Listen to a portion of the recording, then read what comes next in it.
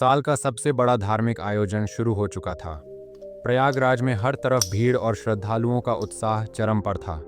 गंगा, यमुना और सरस्वती के संगम पर डुबकी लगाने का सौभाग्य हर कोई पाना चाहता था। प्रशांत, एक महत्वाकांक्षी पत्रकार, अपनी नई स्टोरी के लिए यहाँ पहुंचा था। उसे एक ऐसा विषय चाहिए था जो अनसुना और रहस्यमयी हो। स्थानीय लोगों से बातचीत करते हुए उसे घाटों पर होने वाली गायबियों और अजीब घटनाओं का पता चला। ये खबर उसके अंदर की जिज्ञासा को और बढ़ा गई। प्रशांत ने एक साधु से पूछा, क्या आपने वाकई देखा है कि लोग गायब हो रहे हैं? साधु ने गंभीर स्वर में कहा, यह पिशाचिनी का काम है। उसका श्राप है इस घाट पर। प्रशांत को यकीन नहीं हुआ। उसने इसे महज अंधविश्वास मानकर नकार दिया और सच्चाई पता करने का निश्चय किया। रात का समय था। प्रशांत ने गंगा किनारे अपना कैमरा सेट किया। उसने ठान लिया था कि वह सब कुछ रिकॉर्ड करेगा। चारों तरफ अंधेरा और हल्की ठंडी हवा बह रही थी। अचानक उसे दूर घाट पर हलचल दिखाई दी। एक आदमी पानी में उतर रहा था। प्रशांत ने कैमरा झूम किया। तभी वह आदमी अचानक पानी में समा गया। उसकी चीख गूंजी और फिर सन्नाटा छा गया। प्रशांत का दिल तेजी से धड़कने लगा। उसने सोचा कि शायद वह भ्रम में है। तभी उसे अपने कैमरे की स्क्रीन पर एक आकृति दिखाई दी। एक औरत सफेद साड़ी में गंगा के किनारे खड़ी हुई। कौन है? उसने चिल्लाया, लेकिन औरत पल भर में गायब हो गई। अगले दिन प्रशांत ने पास के एक गांव का रुख किया। वहां के लोग इस विषय पर बात करने से डर रहे थे, लेकिन एक बूढ़े आदमी जिसे सब बाबा बुलाते थे ने उसे पास बुलाया। बाबा ने कहा, यह पिशाचिनी वासवी है। सैकड़ों साल पहले वह यहाँ गंगा स्नान के लिए आई थी, लेकिन एक दुष्ट तांत्रिक ने उसे बलि के लिए मार डाला। मरते समय उसने श्राप दिया था कि वह हर महाकुंभ पर लौटेगी और लोगों को अपने साथ खींच ले जाएगी।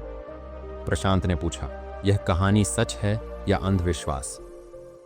बाबा ने गंभीर स्वर में कहा, सच और झूठ का पता लगाने के लिए घाट पर रात में जाओ, लेकिन सावधान रहना, वह तुम्हें नहीं छोड़ेगी।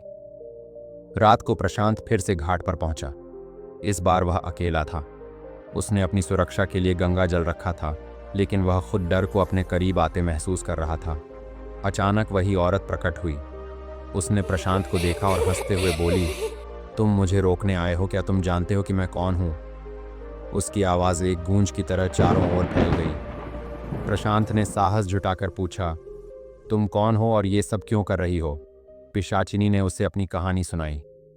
उसने बताया कि तांत्रिक ने उसे धोखे से फंसाया था।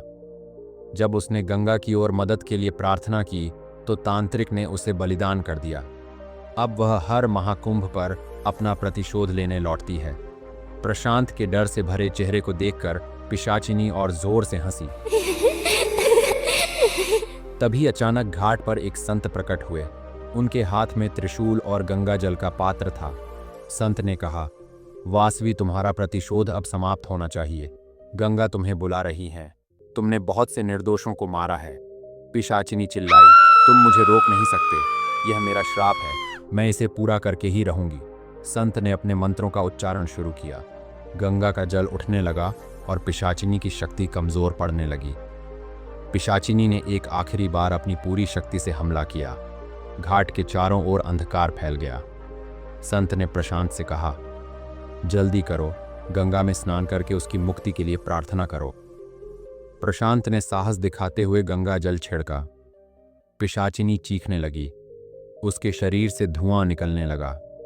संत ने मंत्रों के साथ गंगा की ओर प्रार्थना की। अचानक गंगा की लहरें तेज हो गईं और एक दिव्य प्रकाश प्रकट हुआ। वासवी की आत्मा उस प्रकाश में विलीन हो गई।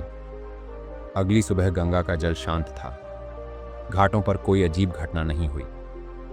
प्रशांत ने अपनी रिकॉर्डिंग देखी, लेकिन उसमें कोई पिशाचिनी नहीं थी।